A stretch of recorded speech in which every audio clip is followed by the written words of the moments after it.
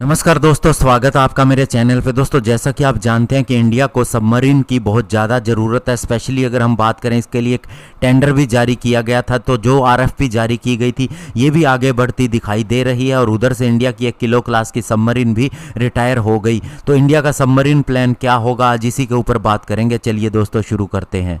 तो दोस्तों, सबसे पहले इंडिया ने अभी कल ही अपनी आईएनएस सिंधु ध्वज, जो कि 1 किलो क्लास की सबमरीन है, उसे रिटायर कर दिया है। ये हमने सोवियत यूनियन से 1987 के अंदर खरीदी थी। इनकी 35 ईयर की सर्विस पूरी हो चुकी है। हालांकि इन्हें दोस्तों एक मिड टर्म का रिफिट भी दिया गया था, जिससे इनकी लाइफ बढ़ गई थी। अभी हमारे पास इस रिटायरमेंट के बाद 7 ही ऐसी सबमरीन बची हैं, क्योंकि दोस्तों आईएनएस सिंधु रक्षक को हमने एक एक्सीडेंट के दौरान खो दिया था 2013 में। और इसके अलावा आईएनएस सिंधु वीर को हमने म्यांमार नेवी को ट्रांसफ़र कर दिया था।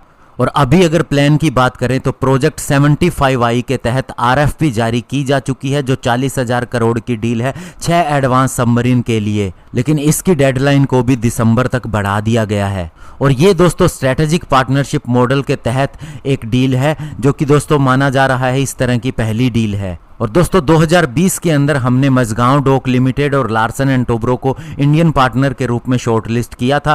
5 फॉरेन ओईएम भी चुने गए थे। Daewoo ship building and marine engineering south Korea की तरफ से, नेवल ग्रुप फ्रांस से, नेवेंटिया स्पेन से, रोसोवोरन एक्सपोर्ट रशिया से और टीकेएमएस जर्मनी से। और आरएफपी दोस्तों जुलाई 2021 में जारी की गई थी, जिसमें एमडीएल और एलएनटी को 12 महीनों का समय दिया गया था रिस्पॉन्ड करने के लिए। वो किसी भी ओईएम को पार्टनर के रूप में चुन सकते थे। हालांकि दोस्तों इस प्रोजेक्ट के अंदर प्रॉब्लम आई है एयर इंडिपेंडेंट प्रोपल्शन मॉड्यूल की वजह से, जिसमें जर्मनी और साउथ कोरिया ही टेक्निकली ऐसे देश हैं जिनके पास ये कैपेबिलिटी है। इसके अलावा अन्य देशों को प्रॉब्लम ये भी थी कि ट्रांसफर ऑफ टेक्नोलॉजी वे ज़्यादा हद तक नहीं कर सकते, थर्ड पार्टी की गारंटी नहीं ले सकते। ऐसी कुछ चीज़ें थी जिस पे रशिया और फ्रांस को भी एतराज़ था।